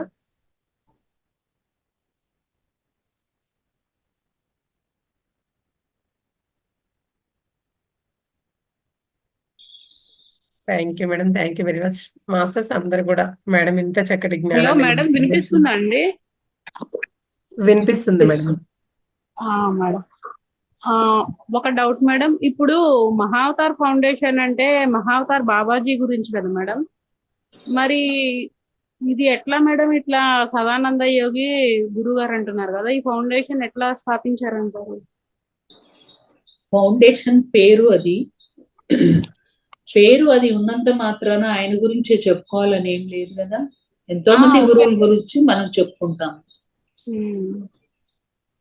అందులో భాగంగా ఈ BSSM కి మూల పురుషుడైన సదానంద యోగి గారి గురించి మనం తెలుసుకోవాల్సిన బాధ్యత ఉంది. Okay madam, okay. చాలా బాగుంది మేడం, చాలా చక్కగా చెప్పారు. ఎక్స్ప్లెనేషన్ కూడా బాగుంది. నాకేం డౌట్ అంటే, ఇప్పుడు ఆత్మలన్నీ దేవుడి దగ్గర అట్లా ధ్యానం చేస్తూ ఉంటారు, అలా కోరికలు ఉన్న వాళ్ళు మాత్రమే భూమి మీదకి వస్తారు అని చెప్తారు కదా. తర్వాత కోరికలు తీరాలంటే మళ్ళీ అక్కడ బాబాజీ దగ్గర ధ్యానానికి వెళ్ళిపోతారు అని అంటారు కదా, అది అయితే మామూలు జనాలైతే కోరికలు అంటే కర్మ సంబంధం ఉంటేనే వస్తారు. మరి ఇలాంటి యోగులు, అవధూతలు వాళ్ళు కారణ జన్ములు అన్నమాట. లోక కళ్యాణం కోసం వస్తారు. ఆ లోక కళ్యాణంలో భాగంగా ఏదో ఒక కర్మను పెట్టుకుని వస్తారు. రామకృష్ణ పరమహంస అంట ప్రతిరోజు శారదమాతను వచ్చి వంట అయిందా అని అడిగేవారంట. అంటే ఆమె ఒక రోజు అన్నారంట, నీ శిష్యులందరిని అక్కడ వదిలేసి వంటింట్లోకి వచ్చి వంట అయిందా అని అడుగుతావేంటి, నీకేంటి అన్నం మీద వ్యామోహం అని అడిగిందంట. ఏ రోజైతే నేను అడగనో ఆ రోజు భూమి మీద ఉండను మరి అన్నాడంట. ఒకరోజు ఆయన అడగట్లేదంట, అటు తిరిగి పడుకొని ఉన్నాడంట. ఏంటి ఈ సమయంలో అట్లా అటు తిరిగి పడుకొని ఉన్నాడు అని వెళ్ళి పలకరించేసరికి ఆయన లేడు భూమి మీద. వీళ్ళు కారణ జన్ములు అన్నమాట, వీళ్ళకే కర్మలు ఉండవు. మనలాంటి వాళ్ళని ఉద్ధరించడమే వీళ్ళ యొక్క పని. అయితే శ్రీపాద శ్రీవల్లభ చరితామృత పారాయణంలో చెప్తారు, వీళ్ళంతా కూడా మళ్ళీ ఊర్ధ్వలోకాల్లోకి వెళ్ళి ఆ మూల చైతన్యంలో ఉండిపోతారు, కలిసిపోతారు. అవసరమైనప్పుడు మూల చైతన్యం మళ్ళీ ఆ ఆత్మల్ని బయటికి పిలుస్తుంది, నువ్వు వెళ్ళు అని. మళ్ళీ వీళ్ళు వస్తారు. అలా ఉంటారంట. కొంతమంది అలా ఉంటారు, కొంతమంది సాధనలు చేస్తూ ఉంటారు. ఫ్రీ విల్, ఆత్మకి స్వేచ్ఛ ఉంది, వాళ్ళ ఇష్టం అది. ఎన్నో లోకాల్లో తిరుగుతూ కళ్యాణం చేస్తూ ఉంటారు, సేవ చేస్తూ ఉంటారు, ఇంకా ఇంకా తెలుసుకుంటారు, లేదా సృష్టి కొనసాగించడానికి వీళ్ళు ఉపయోగపడుతూ ఉంటారు వీళ్ళ చైతన్యంతో. మరి ఆ మూల చైతన్యం కూడా మొత్తం సృష్టి పాలన అంతా ఇలాంటి అవధూతల యొక్క సహాయంతో చేస్తూ ఉంటారు అన్నమాట, చేస్తూ ఉంటుంది ఆ మూల చైతన్యం. వీళ్ళు ఈ రకంగా సేవ చేస్తూ ఉంటారు లోకానికి. ఓకే మేడం, థ్యాంక్ యూ అండి. మేడం, అంటే ఇదే జ్ఞానాన్ని ఒక్క మాస్టర్ నుంచే తీసుకోవాలని పత్రి సార్ ఎప్పుడు చెప్పలేదు.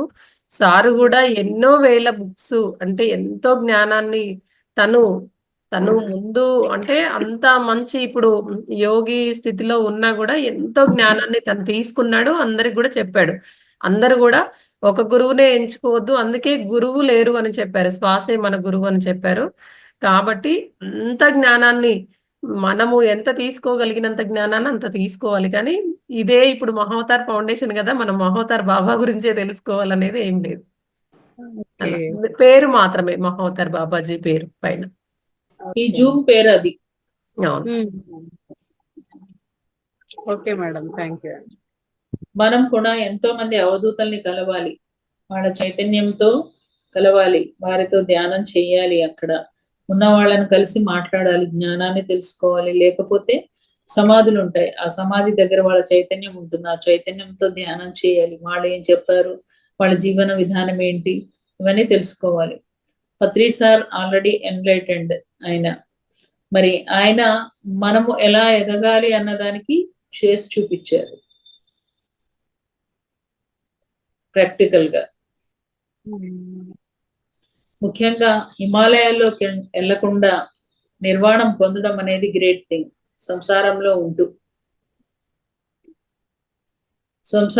ఉంటూ మనకి ప్రమోషన్, ఊర్ధలో భూమి నుంచి విడుదలైపోయి ఇంకా ఊర్ధలోకాల్లో ఉన్నతమైనటువంటి జన్మలు, ఉన్నతమైన ఆత్మస్థితిని పొంది అక్కడ కూడా జ్ఞానం పొందడానికి, ఇక భూమండలం వదిలివేయడానికి సంసారంలో ఉంటూనే చేస్తున్నాం మనం, ఏ వానప్రస్థ ఆశ్రమాలకి వెళ్లకుండా. ముఖ్యంగా భూమి యొక్క స్థితి మారుతున్న సందర్భం కాబట్టి ఆ పనిలో భాగంగా మనమంతా రావడం మన అదృష్టం. మనమంతా వారియర్స్ ని, సత్యయుగ వారియర్స్ ని, నిర్మాతలం మనమంతా. అంటే ఆల్రెడీ అందులో మనకి అనుభవం ఉంది. ఒక సివిల్ ఇంజనీర్ ని, ఒక ఎలక్ట్రికల్ ఇంజనీర్ ని ఒక బ్రిడ్జ్ కట్టాలంటే అలా దాంట్లో బాగా నిష్ణాతులైన వాళ్ళని పట్టుకుని వస్తారు. అట్లానే ఈ సత్యయుగ నిర్మాణం కోసమని నిష్ణాతులమైన ఎన్నో లోకవాసులైన మనల్ని పట్టుకుని వచ్చారు సార్.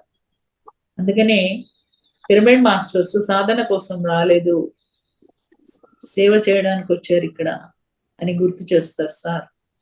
నేను ఒకసారి అడిగాను సార్ని, సార్ ఏంటి సార్ నాకు ధ్యానంలో అన్ని ఆలోచనలే. ఎలాంటి ఆలోచనలు అంటే ప్రోగ్రామింగ్, ఎక్కడికి వెళ్ళాలి, ఏం చేయాలి, ఒక పాంప్లెంట్ ఎలా రాయాలి, నెక్స్ట్ ఎవరిని కలవాలి, అన్ని ఇవే. ఎప్పుడు ధ్యానంలో కూర్చున్నా, ఇదేంటి సార్ నాకు ఎనర్జీ రావట్లేదు, అసలు వస్తుందో రావట్లే కూడా తెలియట్లే, ఆలోచనలు మాత్రం బ్రహ్మాండంగా వస్తున్నాయి, ఏం పని చేయాలో అంటే సార్ అప్పుడు చెప్పారనమాట, మేడం పిరమిడ్ మాస్టర్స్ వచ్చింది ధ్యాన ప్రచారం కోసం, సాధన కోసం కాదు అని చెప్పారు. అది